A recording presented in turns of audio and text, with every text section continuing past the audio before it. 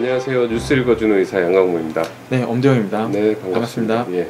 최근에도 신종플루 감염 환자가 계속 늘고 있는데요. 오늘은 손 씻기에 대해서 많은 분들이 궁금해 하시고 효과가 과연 있는 것이냐 의문을 가지시는데 손 씻기에 대해서 좀 알아보도록 하겠습니다. 네. 손 씻기가 중요하긴 중요해요. 최근에 헬스록을 통해 가지고 손 씻기 랩도 이렇게 공개를 하기도 했는데요. 네. 어떻습니까? 손 씻기의 배경, 이론적 배경이 어떤 게 있을까요? 네, 손을 저도 별로 씻지 않다가 그런 말 하면 안 되죠. 의사는 손 씻기를 잘해야 됩니다. 네, 열심히 씻어야 되는데 사실을 고백을 해야죠. 저 별로 씻질 않다가 최근에 신종플루 때문에 열심히 손을 씻는 사람들 중에 한 명입니다. 저도. 네, 근데 최근에 좀 재밌는 보도가 있었어요. 신종플루 손 씻어봐야지 소용없다 라는 지금 보도가 네. 좀 나왔습니다. 예, 그래서 저도 이제 이 내용을 보고 깜짝 놀라가지고 내용을 좀 살펴봤는데요. 하지만 여러 가지 이론적 배경이 있고 실험을 했다고 하지만 그래도 역시 손 씻기는 아직은 중요하죠. 네. 네. 네, 손 씻기가 이 감염을 완전히 다 막아줄 수 있는 일종의 부적 같은 게 행위로 생각하신다면 기대 못 미칩니다만 전파를 막을 수 있는데 차단할 수 있는 여러 가지 방법 중에 하나로 중요하게 생각이 되고 있죠. 네. 네. 왜 그렇을까요?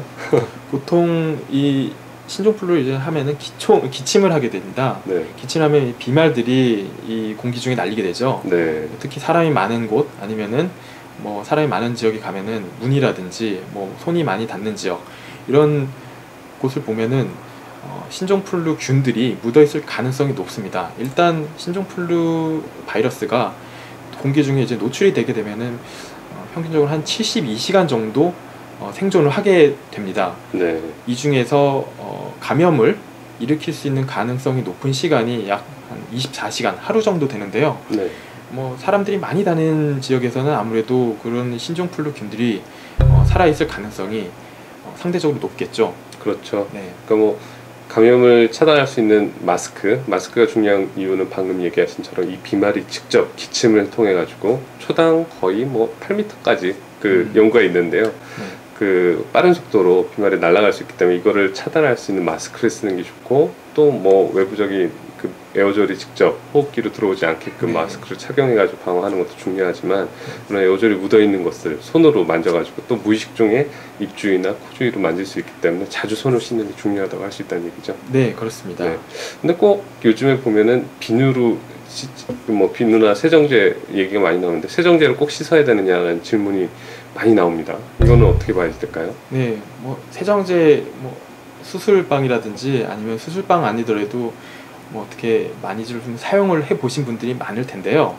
네, 보통 이제 이런 거 수술실이라든지 수술실에서는 아니죠. 이제 외래에 들어갈 때, 외래 방에 들어갈 때 감염을 차단하기 위해서 알코올 세정제를 많이 사용을 합니다. 병원 내 원내 감염 막기 위해서 세정제 많이 사용하죠. 네, 그렇습니다. 근데 일단 손에 바이러스가 묻으면은 한 5분 이하로 생존을 하게 된다는 보고가 있는데요. 네.